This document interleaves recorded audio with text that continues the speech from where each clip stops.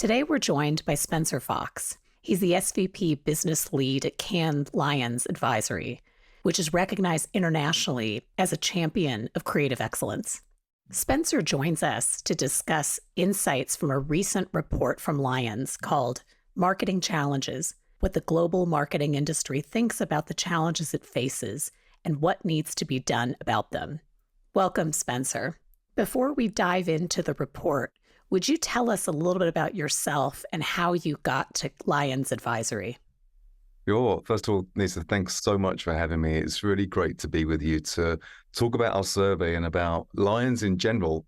Yeah, in terms of how I got here, it's been a fairly long journey, but it started in advertising. I had my first ever job at a very young age, actually. I went straight from school into an ad agency as a trainee. I spent about 15 years working at various London agencies, mainly in below-the-line type projects. And then a period where I ran a small ad agency, took some time out after the financial crisis when things went a bit odd in our industry and there were lots of kind of job losses. But I took a year out to do an MBA. And actually after that went into consulting, and specifically in corporate brand and reputation consulting. I run a practice for a number of years. And then literally just a year and a half ago, when I was looking at what to do next, I saw this advertisement for Lions looking for somebody to lead their advisory practice that had both kind of consulting and advertising experience and appreciation for creativity. And all these things came together in the kind of perfect job spec. And that's how I got here. Yeah, so I've been here just over a year. And as I said, I lead advisory, which is the part of the Lions business that works directly with brands to help install the creative foundations, if you like, for creative excellence and effectiveness. What organizations have to do to produce the type of work that, of course, wins awards, but more importantly, drives above average commercial outcomes. Which is what it is all about ultimately, right? The balance between creative excellence and business results. Absolutely. We're marketers after all. We're not here for creativity for the sake of it. We're here to put creativity at the service of business to drive commercial outcomes. And that's exactly what we're all about in advisory. The Marketing Challenges study was really interesting. And I thought it had some great data, which is particularly of value because Lions represents some of the strongest brands in the world. From your perspective, looking at that data, what do you think is the hardest part about marketing and brand building today? Is it measurement? Is it revenue? Is it something else? There are a lot of distractions, which I think your question exemplifies in some ways. And I think the big thing is for marketers to remain strategic. We've been through a really long period of marketing efficiencies, performance marketing, an overemphasis on the power and return of digital channels, which has led to many marketers focusing really too much, I think, on the measurement piece, because I think it can take marketers down a bit of a rabbit hole where you become tied up in really tactical metrics. And what happens is oftentimes you end up taking your eye off the strategic ball. So I think the biggest thing that we've seen, and it's being addressed because it's come up actually 2 years in a row in our study, and we're seeing much more emphasis on marketers now reclaiming the strategic ground and really ensuring that whatever they're doing in marketing is now strongly connected to the commercial strategic imperatives of the organization. So I would say the big challenge is, one, remaining strategic. Two, because of that period of focusing too much on tactical metrics, reestablishing the connection between marketing and the big commercial outcomes, and really bringing internal stakeholders back into agreement around the power of marketing to drive commercial outcomes and being central to that. In the study, you noted that 92% of CMOs are finding it challenging to tie creativity to the commercial return, which is a huge number. I wanted to know, what do you think we can learn from the minority, from the 8% who are saying it is not challenging? That's a really good question. One of the challenges is the term creativity can be so wide and open to so much interpretation. When we talk about creativity, we use it as a shorthand for creative effectiveness. And even that's a shorthand, as I mentioned at the top, for work that drives above average commercial outcomes. So what can the 92 learn from the 8? I think it's really important from the outset to link whatever you're doing in marketing to an ambition, a commercial ambition. And one of our partners, long-term partners, is AB InBev, and they've been really good at this. Back in 2017, they recognized they'd grown as far as they could through channels such as M&A and new product development, and they recognized growth had to come organically, and therefore organic growth had to be through driving market penetrations of their existing brand portfolio. And they decided the fuel for that would be creativity. So they had a start point. They decided creativity would be the growth driver. And then they had a measure, which is market penetration and revenues, top line revenue. So for me, that's a great example of how to do it. Link your creative ambition with your overall commercial strategic intent, and then measure the macros: market penetration, revenue. These are the big things that the CEOs are concerned about. So these are the things that marketers need to be concerned about too. That leads into the next question, actually, because I do wonder, from your data, you cited 4 major challenges for CMOs: the ability to win over the C-suite, connecting disparate data sources to commercial decisions, achieving alignment across disciplines, and implementing unified KPIs.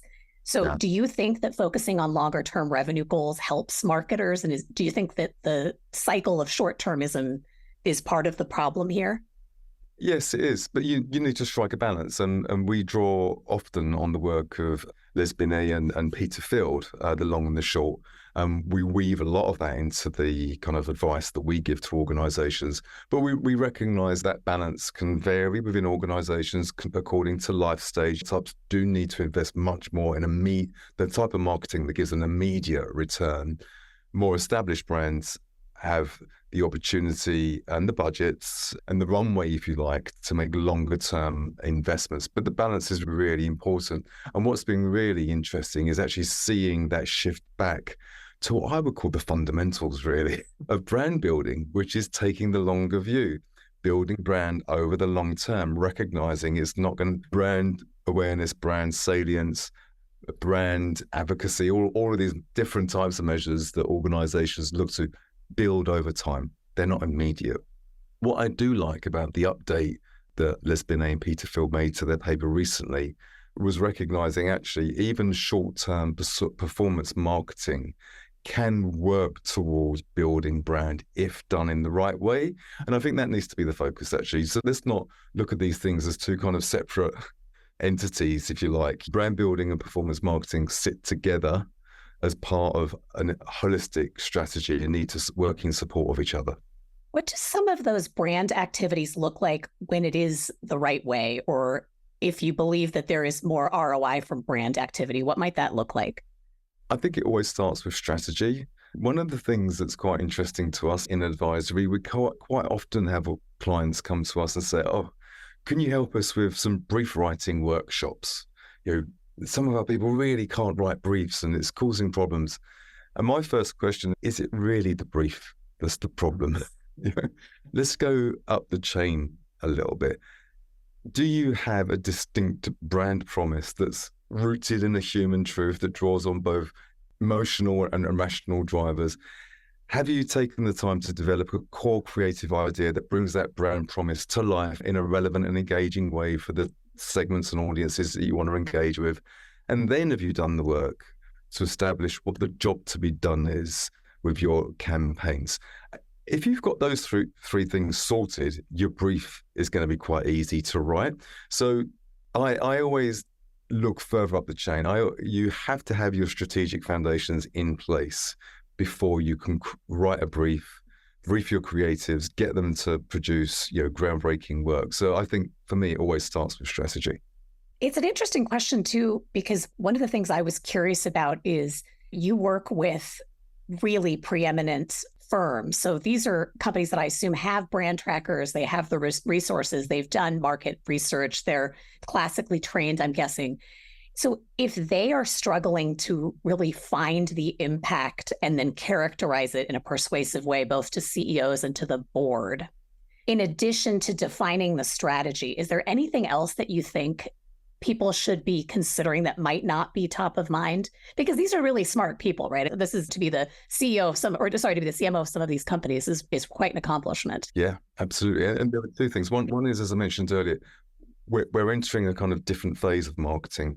We've come out of this kind of marketing efficiencies, relentless pursuit of performance phase, through to actually something that's a bit more strategic in nature.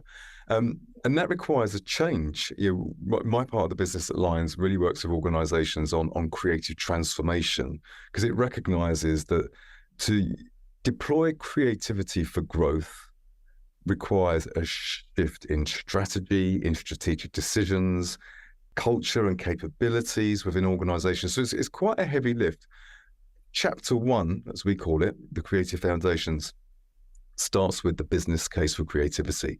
So this is drawing on the multiple sources out there now. I mentioned Binet and Field, but McKinsey's did a study of Lions award-winning data spanning 14 years. They analyzed Lions winning work versus work that was submitted but didn't win. They were able to conclude that Lions winning work was 7 times more creatively effective than non-winning work. So there is a business case. Invest in great creativity. It gives you 7 times a return of work that's not award-winning. So it starts with the business case. We draw on lots of different sources, our own sources, the McKinsey study, Binet and Field, the work of the IPA, and we put together in kind of really quite corporate, almost CFO type language, the reason why companies need to invest in creativity. And it's a really good first point, actually. So we will support the CMO. We'll go into organizations, present this business case to the rest of the C-suite and any other kind of departments that need to really understand why creativity is important. So sales, new product development, those type of organizations. That's stage 1. And once you've got your organization behind the concept and how great creativity is, it then gets easier to deploy the other elements that you need to change, like capabilities building, shifts in culture, changes in processes and systems. That first piece is key to oiling the wheels for all that follows. How do CFOs respond to the business case that you're helping to build? Because I think that's a really great strategy internally. How is that going? Yeah, it goes well. The hardest thing is getting in the door with CFOs, as you can imagine. We're Lions, we're the home of creativity. So what? CMOs love us. CFOs either just have never heard of us, don't care about us, don't want to hear from us. Yeah, we have to find our way in, and we have to earn our space. We do that with the CMO. Obviously, we're there to support the CMO. And as I've mentioned, there's such great evidence now. So we're able to go in with solid metrics on the type of investments and returns that can come from elevating and improving creativity within an organization. So I would say the hardest thing is getting in front of them. Once we're in front, the evidence is so powerful, it becomes an easier ride from that point. That is encouraging. Is there anything else on creative excellence that you might share before we pivot and talk a little bit more about data? Yeah, I would say it feels like a big lift when we talk to organizations. And I think because often we're talking the language of creative transformation, as a lot of organizations are at the moment, and that can sound big and unwieldy and difficult to manage. I would say actually it comes down to some really distinct things that need to be done.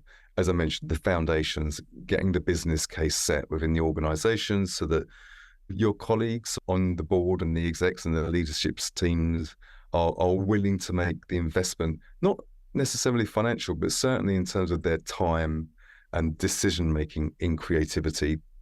We also do a lot of work around benchmarking work, showing what the possibilities are. So that kind of foundational piece is key. And then the second piece is culture sounds big. When you talk about cultural shift, people go, whoa, that's enormous. But we talk about culture as being the sum part of the behaviors of everybody within your organization. And the CMO has control over the marketing organization. So you can build a great creative culture just by influencing the behaviors of everybody within your org. And we do that through our capabilities program. Build capabilities, add some inspiration through access to case studies, case videos, great campaigns, best in class videos, and all the type of stuff that we have in our library called The Work, Love the Work.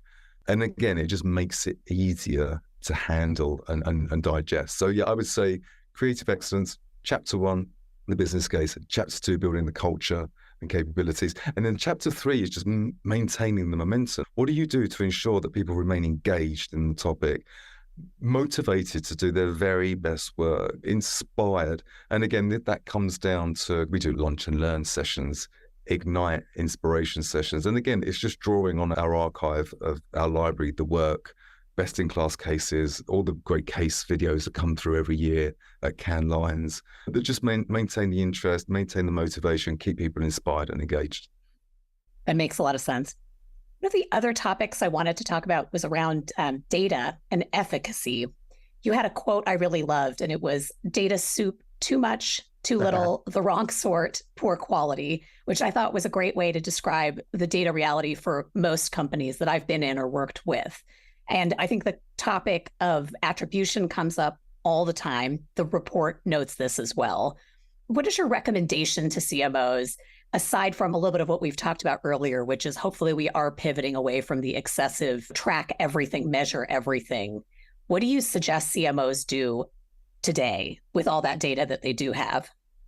I love that data soup, doesn't it? Just isn't the most descriptive term. It was very evocative. I really enjoyed that quote. That's what we all face, like that overload of data, sort of. But analysis paralysis is the other one, isn't it? There's just so much to look at.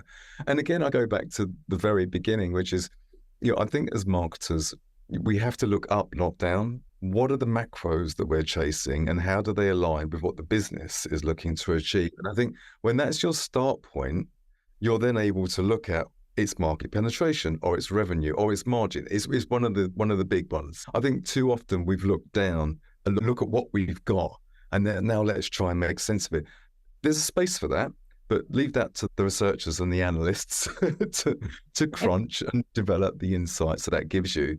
But I think the measurement piece has to be strategic. And I think as long as marketers do that, they're remaining linked to business outcomes. They maintain their credibility with the CEO and the CFO, and the whole thing just works better. Your study also noted something that I found to be true in my experience. And the quote was, in general, channel usage is strongly correlated with the ability to evaluate it. And if marketers can't show the return generated by a channel, they're less likely to use it, which again seems to be true. So high evaluation and high usage go together. Do you think that marketers are limiting themselves to the broader opportunities because they are avoiding channels that are harder to measure? And do you think the answer is better measurement? Is it making a different case to the board, to the CFO, the CEO, other stakeholders? Where should we go from there? Because that is a very tricky problem. I think there's space for all of this. I think, of course, some campaigns are all about immediate return. Okay. Sometimes brands are running campaigns to generate an immediate response. And therefore, performance marketing is key. And as we know, kind of anything online, social, digital, that's highly measurable in that regard is fantastic. What's been really encouraging is actually just seeing the shift and literally just year to year at Cannes Lions in terms of the types of campaigns that are winning. One of my favorite campaigns from this year was a campaign by a small telecoms company in New Zealand called Skinny. And it had a tiny market share. It was really trying to find its way in this cluttered market dominated by incumbents. And it developed this fantastic campaign that used only billboards and radio. So like what we would call traditional media. And what was wonderful was the commentary in the judges' room about how innovative this combination was and how innovative their use of these two media was in the campaign. And I'm 50 years old, so I remember when that was standard, and like to hear it be called innovative today was just like quite heartwarming, really. But what was fantastic about that campaign was it drove huge market penetration growth for that brand. So they got a measurable outcome, which was fairly immediate. They were tracking kind of downloads of the app. They were tracking signups in real time. So the moment that campaign broke, they started seeing the response levels. So I would say you can measure all channels. It just, you sometimes have to get a little bit creative. With the billboards and the radio, they were measuring app downloads, whereas obviously on social, you can measure number of click-throughs, etc. So I would say we're seeing a shift back to a much more kind of mixed channel model. And also we're seeing brands just get more creative with the way they measure those channels. You think, in addition to measurement, part of the report was talking a little bit about the opportunity of technology. And I find something similar to your data soup comment in the reality of there is a lot of technology. And I think many marketers and chief revenue officers have questions about the efficacy of that technology. Do you have any recommendations for how you think CMOs and their colleagues should think about the technology that actually helps them do better, more creative marketing? Yeah, and I just think in general, when you're looking at things that are new platforms and new channels and new ways to reach audiences, you have to remain true to your brand. I think as long as you are really clear on what your brand stands for, both in terms of its promise and its values, therein lies the answer to all of these things. Should we deploy tech for this? Does it align with our brand promise and our brand values? If yes, let's go for it. If no, let's not. Let's not do it just because it's new and it looks like fun. So for me, those kind of strategic assets are key. They're the North Stars. As long as you remain true to those, I don't think you can go far wrong. Sage advice. Yes. In your experience, because you have worked with such a breadth of companies and brands, what do you think high-performing brands do differently from the rest of the pack? That's a really good question. I think, one, they're truly creative. Two, they just have great...